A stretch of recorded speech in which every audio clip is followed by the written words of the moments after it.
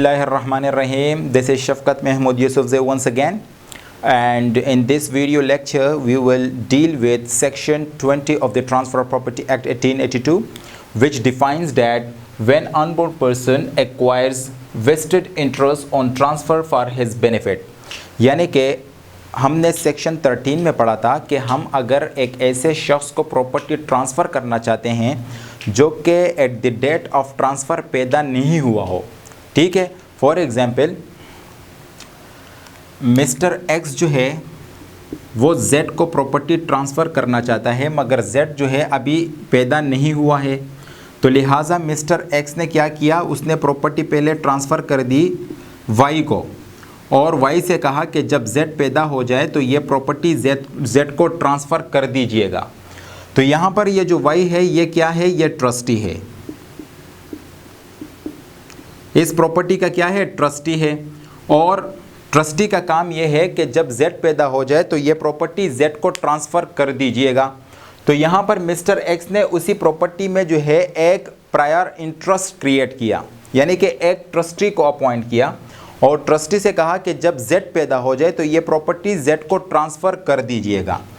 यहाँ पर क्या है कि when unborn person acquires vested interest on transfer for his benefit.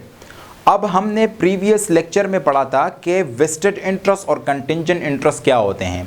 तो यहाँ कहा गया है कि ये जो अनबोर्न पर्सन है ये कब वेस्टेड इंटरेस्ट एक्वायर करेगा इस प्रॉपर्टी में जो कि एक्स ने वाई को ट्रांसफ़र कर दिया है, किसके लिए, जेड के लिए। तो कहा गया है कि जब जैसे ही जेड पैदा हो जाए तो वो इस प्रॉपर्टी में वेस्टेड इंटरेस्ट एक्वायर कर लेगा जो एक्स ने ट्रांसफ़र किया है किसको, वाई को। जैसा ही जेड पैदा हो जाए, अगर कॉन्ट्रैक्ट में कोई ऐसी बात ना हो तो जैसा ही जेड पैदा हो जाएगा तो वो इस प्रॉपर्टी में वेस्टेड इंटरेस्ट एक्वायर कर लेगा। मैं दोबारा बताता हूँ कि फॉर एग्ज़ाम्पल एक्स ने क्या किया, एक्स ने अपना जो घर था वो एक्स चाह रहा था कि जो मेरा घर है वो मैं ट्रांसफ़र कर दूं किसको, जेड को, मगर जेड पैदा नहीं हुआ, लिहाजा इसने अपना घर ट्रांसफ़र कर दिया वाई को, and Y is a trustee here. Y जो है यहाँ पर क्या है, ट्रस्टी है, और ट्रस्टी से कहा कि जब जेड पैदा हो जाए तो ये प्रॉपर्टी जेड को ट्रांसफ़र कर दीजिएगा। तो इसी तरीके से जैसा ही जेड पैदा हो जाएगा तो वो इस प्रॉपर्टी में जो है वेस्टेड इंटरेस्ट एक्वायर कर लेगा। यानी कि अगर जेड जो है इस प्रॉपर्टी को बेच भी सकता है, अल्टीमेट ओनर कौन है इस प्रॉपर्टी का, वो जेड है।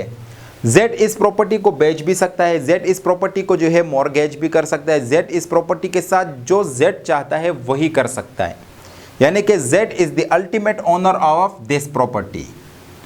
तो इस सेक्शन में यही है, और साथ में ये भी है कि जब तक के जो कॉन्ट्रैक्ट है उससे हमें कोई ऐसी बात ना मिले तो जेड जब पैदा हो जाए तो वो इस प्रॉपर्टी में वेस्टेड इंटरेस्ट एक्वायर कर लेगा।